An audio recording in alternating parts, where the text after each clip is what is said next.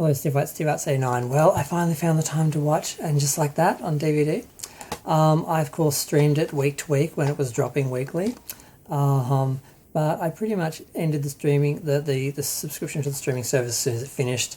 Although I had planned to watch it again in the couple of days left before the service ended, but I didn't get around to it. And I really wanted to watch it as a whole. I really wanted to watch it together because it really felt like the third movie in a way, but it was episodic. So I really wanted to watch it as one piece, and it does flow, and it does feel like the third movie. Now, I mean, I love the series. I didn't watch it back in the day when it was on TV. I watched it on DVD after I broke up with a guy, and he'd lent me the second season, or I'd borrowed it from him, and I watched it, and that's the season after she breaks up with Big, the first time. And I don't know, I always consider this like my Carrie apartment, because I moved here and I started watching them and started dating, watching the show and started dating at the same time. And it's a tiny little studio as well, and I don't know, I just loved the show, and I'm just glad it came back. I enjoyed the movies, and when I heard they were doing a third film, I was happy about that because I never really liked Big. I never really liked the fact that she did this conventional thing and she was sort of the little wife, and I was more Team Aiden. I always felt that he would allow her to sort of do her own thing. She wouldn't sort of have to be part of this whole institution. And I was happy when I heard they were doing a third film and he was going to basically have a heart attack in the shower and die, and then she'd have to, learn how to sort of be a single woman again and live for herself and put her career first and so forth and all that. I was really happy about that. And then when the film wasn't happening, I was really disappointed because I didn't really want it to end where it ended. So I was glad they came back, even without Samantha. Okay, what do we start with? First off, like I said, glad Big went. He was okay in the start of the series in the first episode, but I never really liked Chris Noth, and he didn't age well. And of course we all know about his problems, so that makes him even less missed. But still, his death was heartbreaking, and seeing how they took care of Carrie was kind of inspiring and depressing, because frankly I don't have any friends who would do that for me. I would be alone.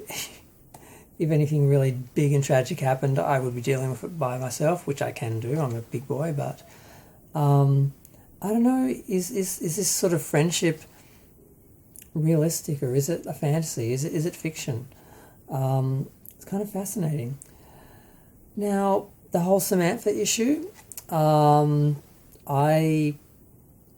she wasn't my favourite character, and she didn't age well either. She didn't seem to grow. I didn't really see where they could take that character. So I was kind of happy. I'm not happy, but I wasn't bothered when she didn't come back. I sort of thought it is realistic that, people go different ways, people leave, people go different places. The idea that she went to the UK and they just don't see her would have been fine. They didn't have to have this breakup. But it is interesting to see that go through the whole thing, and then at the end they're ready to talk when Carrie's in Paris. The whole thing with Willie Garson, that was tragic. I'm not sure if he was going to be the fourth girl, but Anthony's doing a good job of filling the Samantha role in some ways. So, I mean, I understand that they had to write in that he passed because I don't believe he told them that he had cancer, and it was a surprise when he passed. So, but writing him out the way that they did, with him just running off randomly, there's so many better ways they could have done it. But yeah, the whole thing with the whole thing with Charlotte and her daughters and the non-binary, it was interesting. I felt for her because she, was really unprepared for the conventional sort of mothering duties, and, having a non-gender conforming daughter that is very challenging. It's amusing as hell to see her try and go through it and try and do everything right and being perfect. It's not as many cringe moments as the Miranda moments, especially when she first, meets up with her professor. And God, I wanted to fast forward through them, but I sat through them again. They were painful, but that's just how it is sometimes. You have to. There's so many minefields out there, and I'm glad they dealt with it. I'm glad that they brought the girls into the 2020s, and we get to see them living. Well, Charlotte's the only one who's married now, because Miranda is dating a non-gender conforming person, and Carrie is, I don't know, did she just randomly hook up with her boss at the end of the season, or is that going to be something next year? Because I hear there's rumours that Aiden's coming back.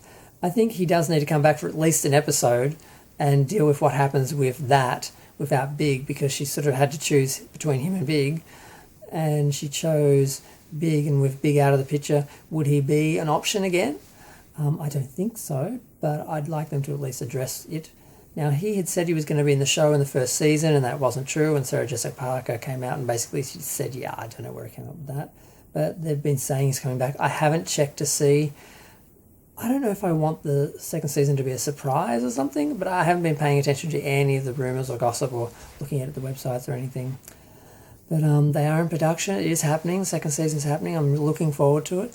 This really did feel like a really, really long movie. I felt like I was getting the third movie, but it filled a whole night. I started watching it, I think, around 7. I think 8. No, I started watching at 8, and I just finished at like 4 a.m.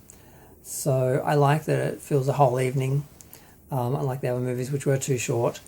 But so I'm glad we got the series instead of just the third movie. But at the time, of course, I wanted the third movie. What else did they do in the episode? I kind of was okay with how they handled Shay. Not my favourite character. I mean, Miranda does seem to be acting like a giddy schoolgirl, and I'm just wondering how that's going to end. But he did sort of man up, shall I say, more than I thought he was going to. I thought she was just going to be a bit of fun. But it looks like they're actually building something. The fact that she went to LA and gave up her attorneyship or whatever, that was kind of surprising. But I mean, she's doing the whole I'm following my heart, and I'm like, yeah, is it going to end badly? Is it going to end well? I don't know. I'm curious what they're going to do for the next season.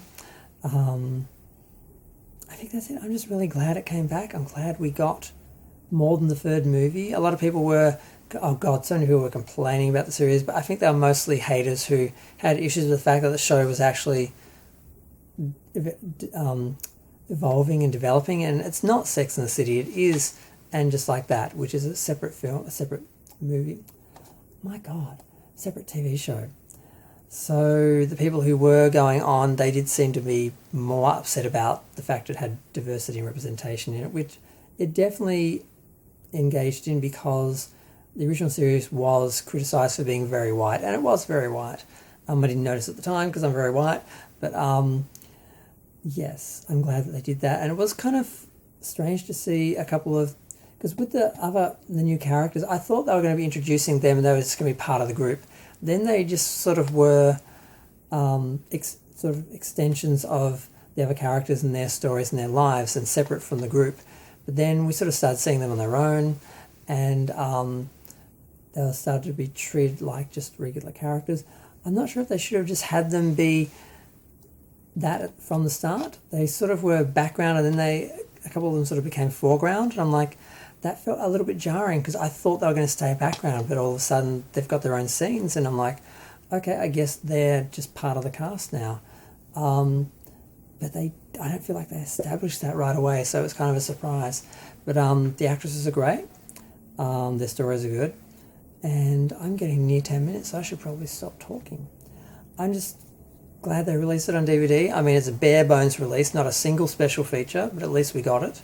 Because I was wondering for a moment if we would, because streaming, some shows haven't been released on DVD that were on streaming, because obviously they want people to watch the show on streaming instead of buying the DVD or the Blu-ray.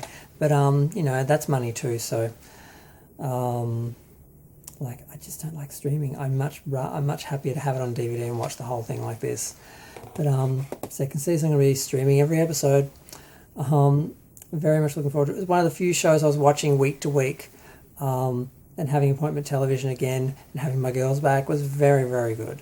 And I'm looking forward to the next season. But I'm going to go. I really just wanted to share my experience watching the series as one big sort of binge, and it does flow very well and feels very much like a very long third film. So I'm going to go. Feel free to share, like, comment, subscribe. Let me know what you think. It is nearly 5 a.m. in Australia and I'm very tired, so I'm sorry if this wasn't the most feisty commentary on the show, but